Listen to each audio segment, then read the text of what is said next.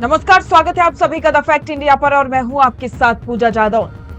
क्या सच में राजस्थान के अंदर या पूरे देश के अंदर बीजेपी और कांग्रेस में ब्लेम गेम चल रहा है?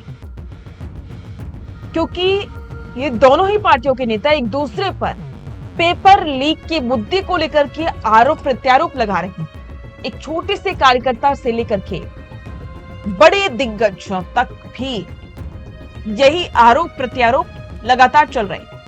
राहुल गांधी की बात करें या फिर बीजेपी के किसी बड़े नेता की, तमाम नेता एक दूसरे पर पेपर लीक के मुद्दे को लेकर के आरोप जड़ रहे हैं। बीजेपी कह रही है कि कांग्रेस के शासनकाल में ज्यादा पेपर लीक हुए और अब कांग्रेस ये कहती नजर आ रही है कि बीजेपी के शासनकाल में पूरे देश भर में पेपर लीक हो रहे हैं। तो चलिए आपको बताते हैं कि ये ब्लेम गेम बीजेपी और कांग्रेस के बीच में चल रहा है, उसके क्या मायने हैं।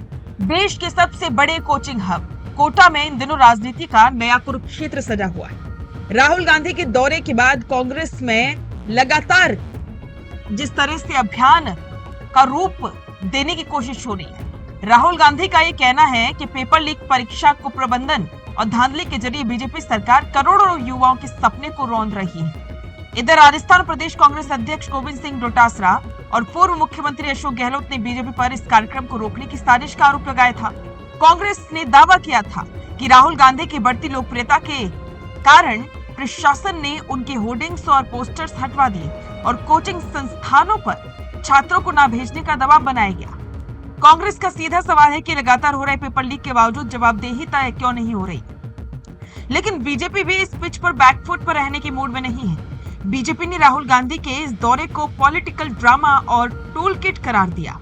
बीजेपी नेताओं का तर्क है कि 21 जून को नीट की री एग्जाम परीक्षा होनी है और ऐसे में नाजुक वक्त में छात्रों को अपनी पढ़ाई छोड़कर किसी राजनीतिक रैली का हिस्सा क्यों बनना चाहिए। बीजेपी के वरिष्ठ नेताओं और प्रवक्ताओं ने कांग्रेस को उसके अपने ही कार्यकाल का आईना दिखाया।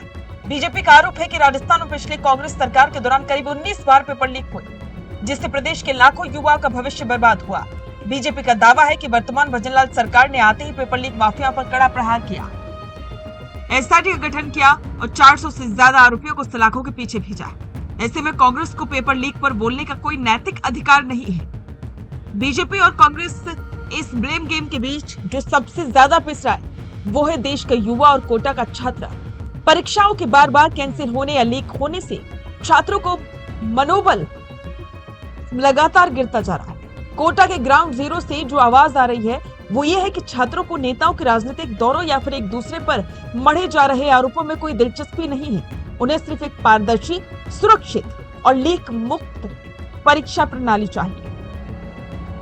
साफ है कि राहुल गांधी ने कोटा सफर आगामी संसद सत्र से पहले इस मुद्दे को राष्ट्रीय विमर्श के केंद्र में ला दिया है, लेकिन इस मुद्दे पर कौन भारी है ये इस बात से तय नहीं होता किसने कितनी रैलियां की या किसने कितने आरोप लगाए।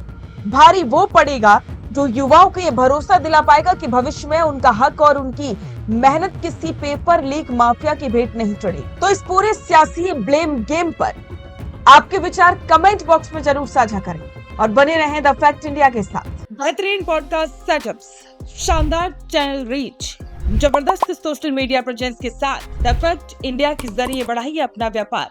न्यूज वीडियोस में एलबेंट हो या फिर हर न्यूज की शुरुआत में हो आपके एड्स, फेसबुक पर आपके बिजनेस प्रमोशन वीडियोस और ग्राफिक्स हो या फिर इंस्टाग्राम पर कोलैबोरेशंस के साथ रील्स, सब कुछ मिलेगा आपको द फैक्ट इंडिया पर। तो आज ही डीएम करें इंस्टाग्राम पर, व्हाट्सएप के नंबरों पर मैसेज करें और अपने व्यापार को दें ऑर्गेनिक प्रमोशंस की ताकत, सिर्फ द फैक्ट इंडिया न्यूज के साथ।